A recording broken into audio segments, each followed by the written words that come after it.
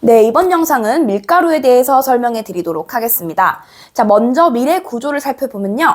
내배유라고 해서 밀가루가 되는 부위예요. 80에서 85%를 차지하고 있고, 자, 껍질은 14%를 차지하고 있습니다. 이 껍질에는요, 회분이라고 하는 무기질도 같이 있어요. 껍질에 회분이 있다. 자, 그리고 이 배아는요, 싹이 되는 부분이에요. 그러다 보니까 굉장히 작아요. 2에서 3%만 차지하고 있죠. 그런데 이 배아는 지방이 들어있어서 지방이 있다 보니까 산패가 조금 쉽습니다. 그러다 보니 밀가루의 저장성을 떨어뜨리게 되죠. 그래서 재분하는 과정에서 조금 이거를 분리하기도 한다는 거. 자, 넘어가서 재분 보도록 하겠습니다. 내배유 부분으로부터 가능한 껍질 부위와 배아 부위를 분리하죠. 자, 내배유 부위의 전분이 손상하지 않도록 이 내배유를 분리하는 과정에서 내배유가 이제 손상되지 않게 가능한 최대로 고운 밀가루의 수율을 높이는 것을 재분이라고 해요. 104페이지 2번에 나와 있습니다. 그렇다면 재분율이라고 하는 것은 무엇일까요? 재분수율이라고도 하고 밀에 대한 밀가루의 양을 퍼센티지로 나타내는 건데 밀을 재분해서 밀가루를 만들 때 밀에 대한 밀가루의 양을 이제 재분율이라고 합니다. 여기서 중요한 건 요거예요. 재분율. 자, 재분율이 높으면요. 껍질 함량이 많이 들어가서 껍질에 뭐가 있다 했어요? 회분 함량도 같이 많아지고 색도 어두워지고 거친 입자가 됩니다. 요게 좀 포인트예요. 요걸 알아놓으셔야 돼요. 자, 재분 공정은 마쇠, 체질, 정선 이런 식으로 크게 보면 마쇠, 체질, 정선으로 이루어져 있는데 여기서 중요한 거는 105페이지 맨 위에 연습 문제를 보시면요. 밀 재분 공정 중에 정성기에 온 밀가루를 다시 마쇠해서 작은 입자로 만드는 공정은 나와 있죠. 여기 보시면 작은 입자로 만드는 공정은 바로 분쇄 공정이라고 하는데 자, 이거 같은 경우는 시험엔 나오지만 책에 잘 볼 수 없는 문제입니다. 요것도 꼭 기억을 하셔야 되세요. 그래서 사실 재분에 대한 내용들이 많지만 우리가 시험에 나오는 것들을 말씀드리면 이렇게 된다는 거 알아놓으시면 되겠고요. 자, 넘어가서 밀가루 분류 보도록 하겠습니다. 자, 밀가루는요. 강력분, 중력분, 박력분 이 세 가지로 나눌 수가 있는데 이 나누는 기준은 바로 요거예요. 밀가루 속에 들어있는 단백질 함량. 단백질 함량이 11.5에서 13%인 가장 많은 것을 강력분, 그 중간 형태가 중력분, 9% 이하인 박력분 이렇게 나누어질 수가 있겠고요. 밀 단백질에는 우리가 글루텐을 만들 수 있는 글리아딘, 글루테딘 등등이 있다고 했죠. 그렇기 때문에 단백질 함량이 많을수록 글루텐을 더 잘 만든다. 그러면 제빵을 할 때 필요한 이 글루텐은요. 단백질 함량이 많을수록 가장 좋겠죠. 그러다 보니 제빵을 할 때는 강력분을 사용하고요. 그 외에 반대로 9% 이하인 박력분을 사용하는 것은 바로 제과입니다. 제빵에서는 글루텐이 필요해요. 빵의 형태를 잡아주는 그 뼈대가 필요하기 때문에 단백질 함량이 많은 강력분을 쓰는 반면에 케이크나 쿠키 이렇게 부드러운 식감을 가진 제품들은요. 이 글루텐을 잡아놓게 되면은 딱딱해집니다. 그래서 단백질 함량을 최대한 낮추는 박력분을 사용하죠. 그 중간 형태인 중력분은요. 보통 요런 국수나 쿠키도 가끔은 사용하긴 하지만 때에 따라서 국수, 파스타 이런 식으로 많이 사용이 됩니다. 자, 그럼 이게 제일 중요한 거를 봤죠. 단백질 함량 제일 중요한 거를 봤기 때문에 한 번 더 보게 된다면 자, 강력분은요. 밀의 경도에 따라서 이제 나눠질 수 있는데 경질맥 중에서도 경질춘맥에 의해서 이제 경도로 나눠질 수가 있고 입자 형태는 초자질 형태인 굵은 입자의 형태를 가지고 있어요.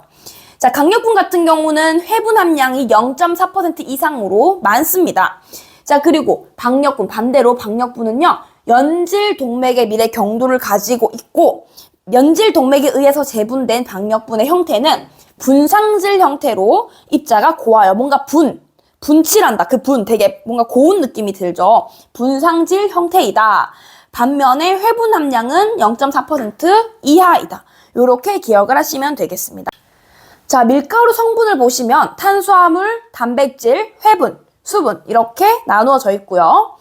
탄수화물은 65에서 78%로 가장 많이 차지하고 있어요. 그 중에서도 탄수화물 중에서도 전분이 70%나 차지를 하고 있고요.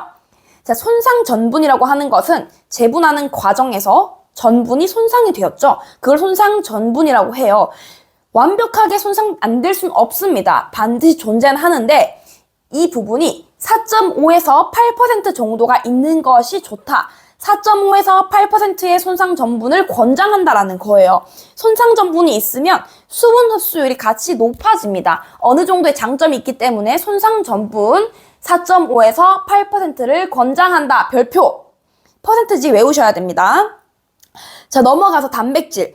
106페이지 보시면요. 단백질. 자, 이 단백질 부분은 지난 재료과학 파트 시간에, 단백질 파트 시간에 제가 설명을 드렸던 부분이라서 간단하게 적었고요. 단백질은 6에서 15%로 차지하고 있는데, 이제 이 글루텐 가장 중요하죠. 이 글루텐 속에 글루테닌, 글리아딘, 이 주로 많이 차지하고 있고, 그 외에 알부민, 글로불린, 메소닌 등이 있습니다. 자, 글루테닌과 글리아딘을 보시면요. 106페이지에 나와 있어요. 글루테닌 별표되어 있죠? 왜 별표죠? 가장 많이 차지하고 있으니까, 이 두 가지가 가장 많이 차지하고 있으니까 글루테닌 같은 경우는 20%를 차지하고 글리아딘은 36%를 차지하기 때문에 정말 중요합니다. 자, 글루테닌은 어떤 역할? 테닌, 탄력 있다, 탄력성을 가진다. 글리아딘, 뭔가 늘어나는 성질, 신장성을 가지고 있다, 점성을 가지고 있다.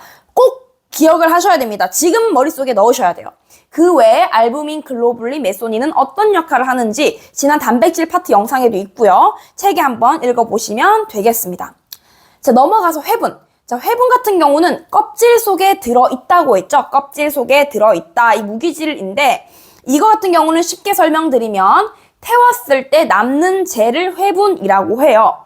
그리고 또 중요한 거는 밀가루의 등급을 매기는 기준이 된다. 회분입니다. 꼭 아셔야 돼요. 자, 우리가 밀가루를 단백질 함량에 따라서 강력, 중력, 박력으로 나뉘었지만 회분이라고 하는 것은 밀가루의 등급, 기준이 된다는 거. 여기서 연질맥보다 경질맥이 회분이 더 많습니다. 꼭 알아두셔야 됩니다. 밑줄 쳐 있어요. 경질맥이 연질맥보다 회분이 더 많다라는 거. 더 많다. 이 표시입니다. 자, 그리고 수분도 어느 정도는 존재한다는 거. 자, 여기까지가 밀가루 성분이었고요. 자, 밀가루 첨가제를 보면 이제 표백, 밀가루의 황색 색소를 제거하는 표백, 숙성 뭐 등등이 있겠죠. 요것도 한번 쭉 읽어봐 주시면 되고요. 자, 입자 크기나 껍질 입자 같은 경우는 입자가 작을수록 밝은 색이라는 거. 크기 같은 경우는 이제 표백이 영향을 받지 않는다는 거. 107페이지에 보시면 껍질 입자. 자, 껍질 입자가 많을수록, 즉 껍질의 입자가 많다는 건 회분이 많을수록 어두운 색깔이 됩니다. 어두운 색이 되고 이거 같은 경우도 껍질의 색소 물질은 일반 표백제에 의해 영향을 받지 않는다는 거 나와 있습니다. 자, 그리고 이제 밀가루 개선제, 이제 뭐 브롬산 칼륨이나 비타민 C와 같이 두드러진 표백 작용 없이 숙성제로 사용하는 물질들이 있고 여기서 제일 중요한 건 바로 이겁니다. 밀가루의 저장. 자, 이제 포장한 밀가루는 23도에서 27도, 거의 실내 온도죠. 실내보다 조금 높나요? 어쨌든 실내 온도에서 이제 밝고 공기가 잘 통하는 저장실에 숙성을 시키는데 얼마나? 2, 3개월. 요거 별표 2, 3개월 나옵니다. 2, 3개월 정도 숙성시키면 제빵 적성이 좋아진다는 거 꼭 기억하시고요. 자, 여기까지 이제 보시고 나서는 자, 흡수율은 계속 나옵니다. 흡수율. 반죽에서의 밀가루 흡수율 굉장히 중요합니다. 자, 밀가루 단백질이 1% 증가하면 물을 먹는 거죠. 밀가루 물을 먹는 걸 흡수율이라 해요. 자, 수분 흡수율은 1.5에서 2% 이상 증가한다. 꼭 알아놓으셔야 되고요. 박력분보다는 강력분의 흡수율이 좀 더 높다라는 것도. 자, 그리고 아까 손상전분 말씀드렸죠? 손상전분이 1% 증가할 때 흡수율도 2% 증가한다는 거. 그렇기 때문에 4.5에서 8%는 권장한다는 거. 여기까지가 밀가루에 대한 내용이었습니다. 자, 이제 밀가루를 봤으니 기타 가루를 봐야겠죠? 자, 기타 가루에 대한 내용들도 사실 굉장히 많습니다. 그러나 이 광범위한 내용들을 전부 다 알기에는 제과 제빵에 단기간으로 합격하기가 어렵기 때문에 가장 중요한 것만 뽑아서 제가 설명을 드리도록 하겠습니다. 자, 페이지는 107페이지고요. 자, 기타 가루라고 하는 것은 말 그대로 기타, 밀가루를 제외한 나머지 가루들인데 이 가루들이 영양학적으로는 밀보다 좋아요. 어쨌든 소화가 좀 더 잘 되고 밀보다는 좋습니다. 그러나 제빵에서 가장 중요한 글루텐 형성, 요 능력이 많이 떨어져요. 그렇기 때문에 제빵에서는 밀가루를 주로 사용하고 다른 가루들을 주로 사용하지 못하죠. 그러면 어떻게 하느냐? 호밀빵 이런 거 어떻게 만드냐? 그냥 호밀가루를 한 20%에 30% 정도만 사용하고 나머지 70%는 밀가루로 대체해야 돼요. 결국은 100%를 사용할 수가 없습니다. 최대 20-30%만 사용이 가능하다는 거죠. 최대. 이게 뭔가 혼용해서 사용을 해야 되는 부분이고요. 첫 번째, 호밀가루를 보시면, 자, 호밀가루 같은 경우는 단백질이 25.72, 밀가루에 비해서 굉장히 떨어지는 수치입니다. 그리고 펜토산 함량이 높아서 좀 끈적이는 그런 물질들이 높아서 반죽 자체를 끈적이게 하고 그러다 보니 글루텐도 당연히 떨어져요. 그래서 호밀가루 같은 경우는 이걸 빵을 만들기 위해서 그냥 이스트 발효보다는 사워 반죽, 즉 사워종을 사용하는 것이 좋아요. 자, 사워종이라고 하는 것은요, 호밀가루랑 물, 그리고 뭐 설탕, 당 이런 것들을 넣어서 얘를 그냥 키워요. 미생물이죠. 키웁니다. 생물을 키워서 그거를 이스트 대신 넣어주는 건데 그거를 넣게 되면 빵의 적성이 좀 더 좋아집니다. 그래서 호밀가루는 사워종을 주로 사용한다는 거. 자, 대두분을 보시게 되면요. 대두분은 콩가루예요. 콩입니다.